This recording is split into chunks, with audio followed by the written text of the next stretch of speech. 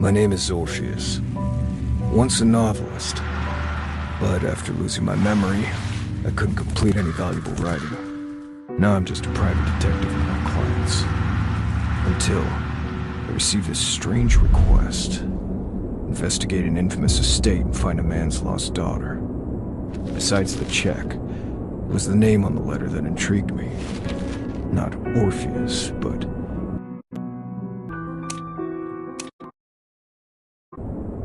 an alias that almost nobody knew but me.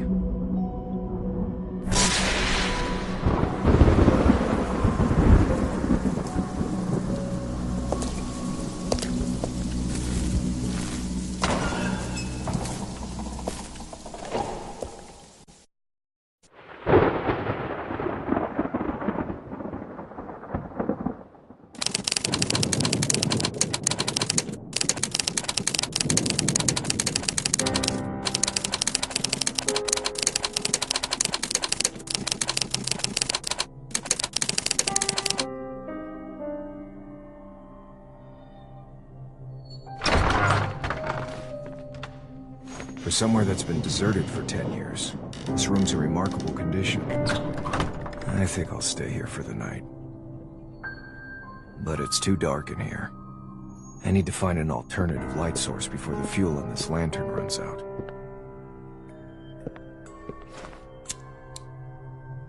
Thank God, the candles here still burn. There should be some more on the wall.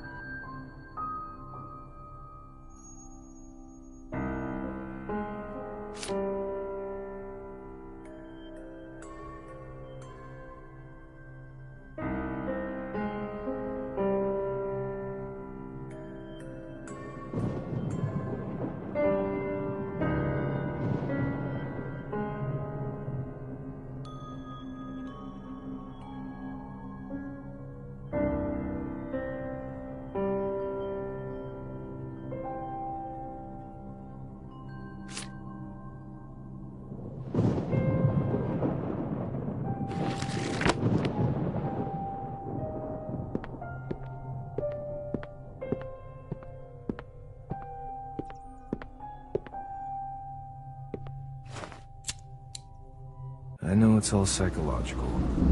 These candles really calm the nerves.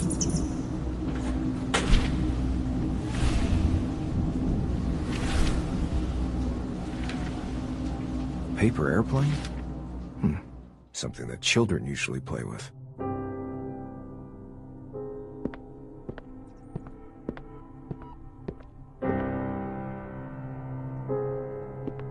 Someone was probably playing around and it got caught up there. Then, a rat, scared by the light, shook it from the lamp. Who made it, though?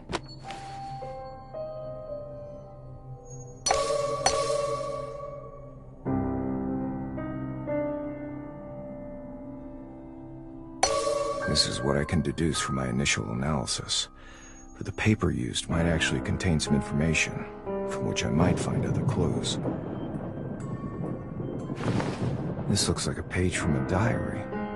Interesting. The date is from several days ago. The person who wrote this is most likely connected with our missing person. Although I can't write anymore, I still have an uncanny ability to sense the emotions of a text. This is an ability most people do not possess. By reading the text, I can attempt to reconstruct the scene, and even find out information about the author.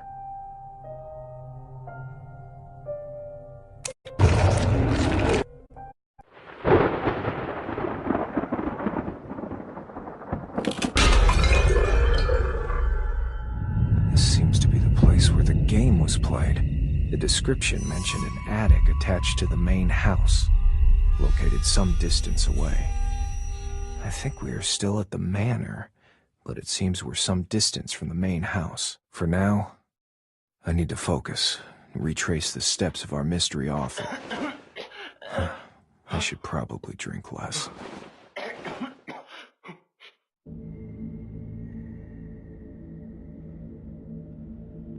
Judging from the content, my guess would be that our author is male, right-handed, and of average education. From here onwards, the writing becomes even more wild and illegible. Fear has stripped him of his ability to describe his encounter with any logic, as if something was hunting him.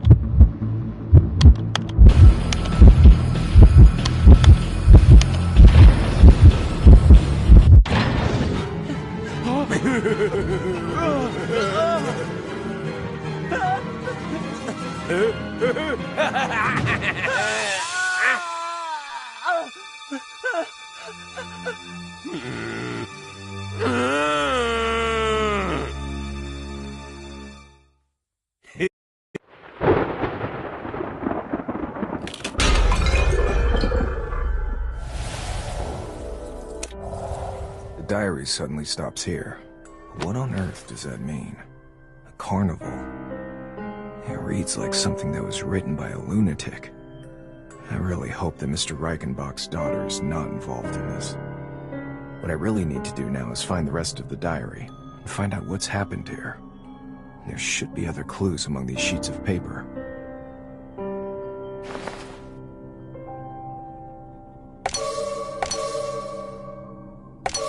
The black powder seems to be charcoal. The answer is probably close by. There happens to be a fireplace here.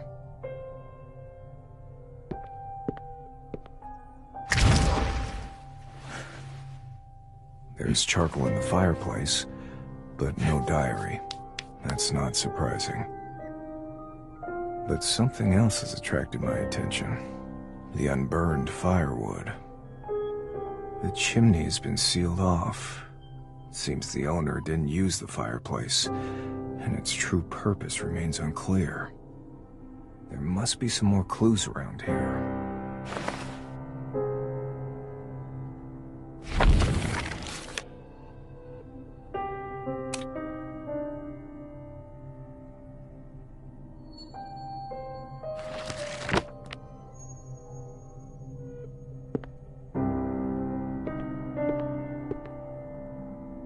candlestick is... I think I know why there's an extra candle here. It's firmly attached to the fireplace. It seems to actually be a part of the fireplace. This is pretty important.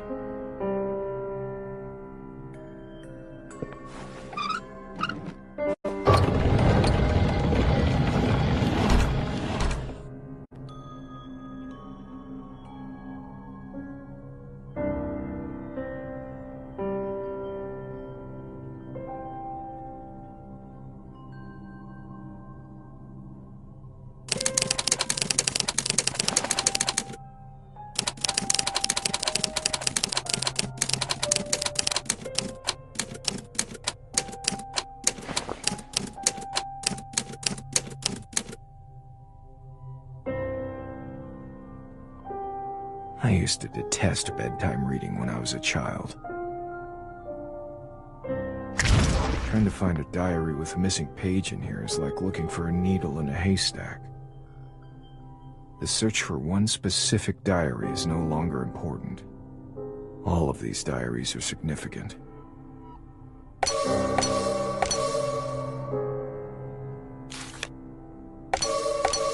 I have never seen anything so odd. It is obvious that these entries were not written by the same person, which means that they were insane, or something else happened here that I do not yet understand. They've raised more questions than they have answered. It seems I shall have to apply a somewhat archaic method to obtain the information that I need.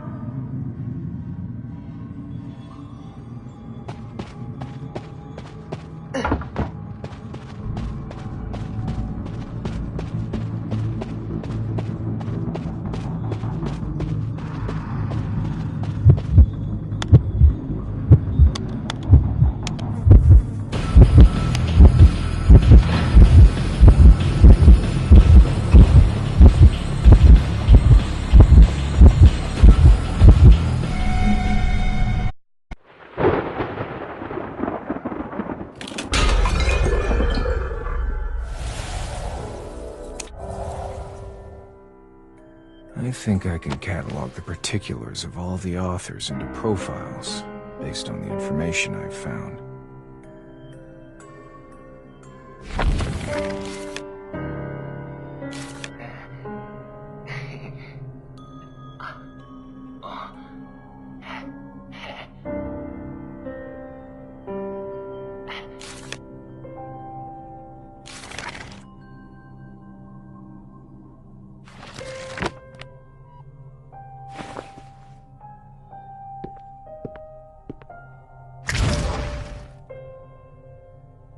Content of a few scattered diaries is connected. I think they're describing the same game. According to this entry, the author describing this game is a doctor. The entry from this doctor is more detailed and complete. I think this would be a good place to begin.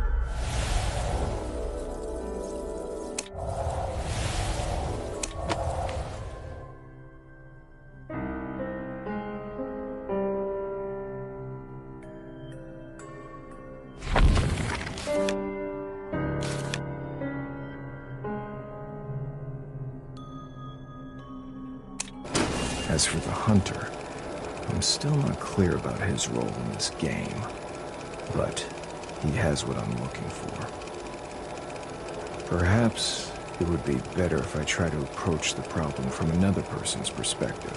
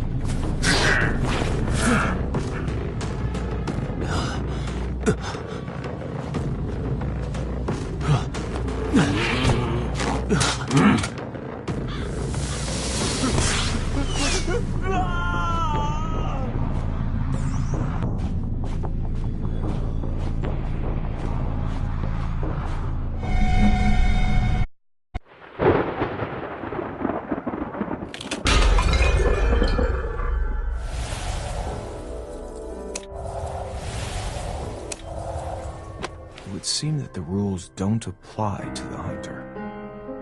The hunter has hindered everyone since the beginning, regardless of their actions. But how was it that no one resisted the hunter? Was it because of the hunter's strength, or has everyone simply yielded to the hunter's dominance?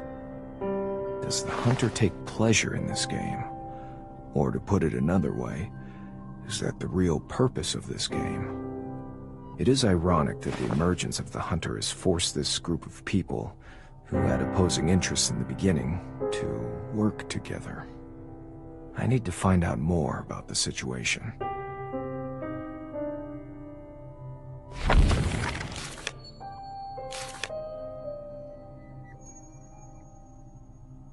The information on the hunter is key. I need to know what he wanted to do next. Technique, patterns, disposition, traits, everything.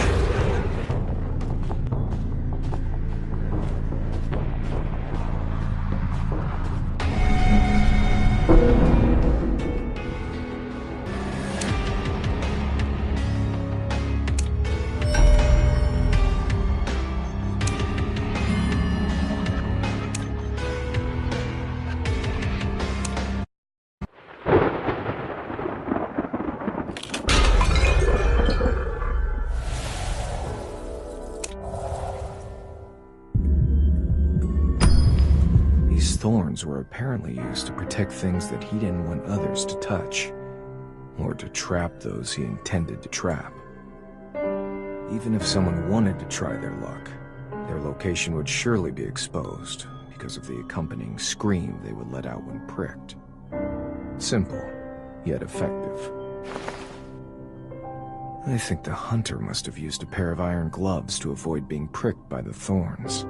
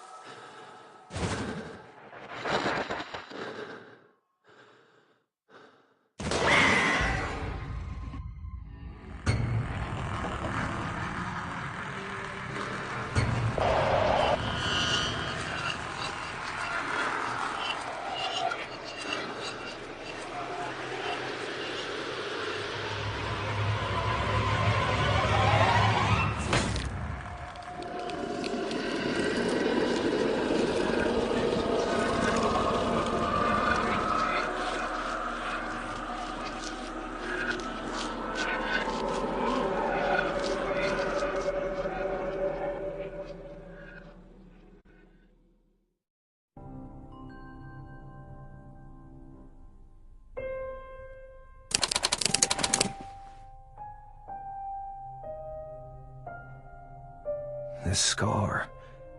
No.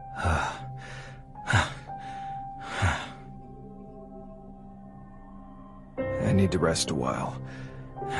I'm exhausted.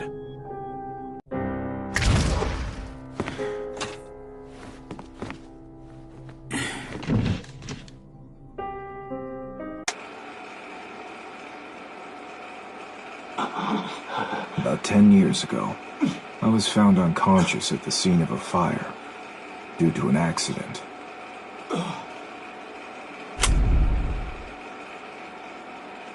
I wasn't injured, but when I woke up, I realized I had lost my memory. It was with the help of others that I learned I was a fairly well-known writer of detective stories, but I could not recall a single memory, even when reading the words that were written by my own hand. Slowly, my body recovered, but my memory showed no sign of returning. Fortunately, memory loss didn't occur again after that incident, and I was simply content to live with this new identity. Things rarely turn out as one hopes. I was quickly discarded by the public since I could no longer write anything of significance, and the detective firm that I started wasn't getting any worthwhile cases. I gave up on myself and turned to drink. I began having these episodes. After drinking heavily, I would wake up the next day with cuts all over my body.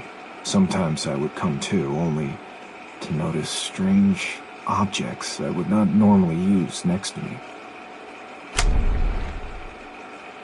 At first, I chalked it up to alcohol-induced blackouts, but even after I sobered up, the situation persisted, and there were no signs that the episodes would stop. It got worse, and the blackouts lasted longer and longer.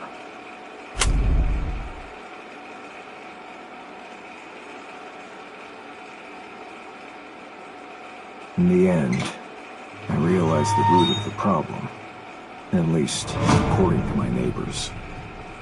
It wasn't memory loss, but another soul in my body that had awakened.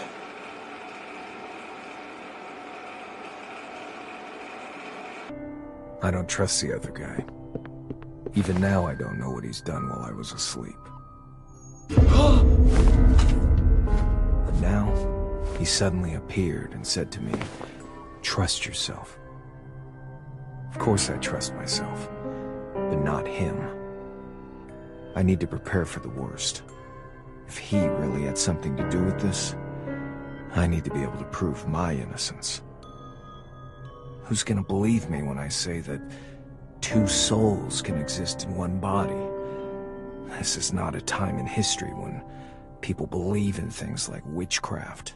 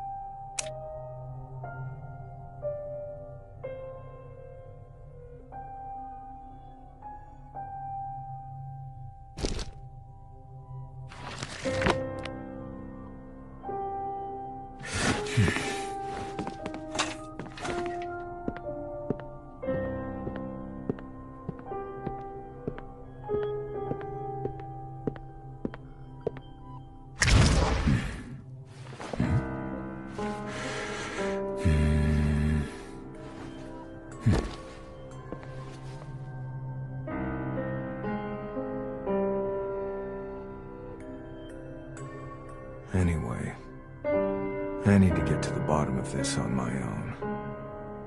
And these diaries are the key.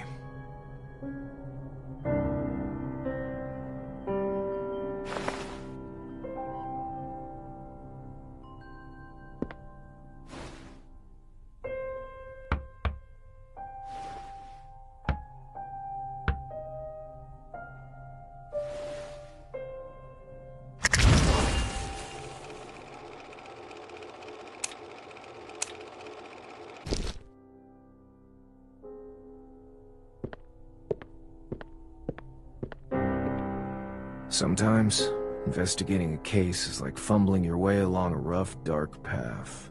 No one knows what strange treasures will be dug up before the truth is revealed.